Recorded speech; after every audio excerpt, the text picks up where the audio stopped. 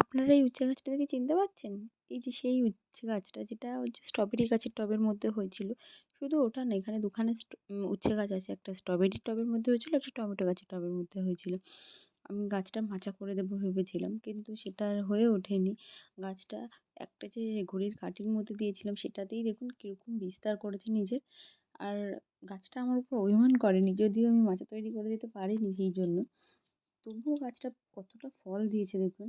গাছের প্রত্যেকটা ডাল পাতার নিচে যে কুশিগুলো এসছে দেখুন প্রত্যেকটা ফিমেল ফুল।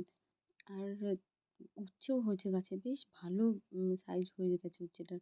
আমি তো এসেছি অনেকদিন পর কারণ রেগুলার জল দিতে আমি আসি না। বাড়িতে কেউ না কেউ জল দিয়ে দেয়।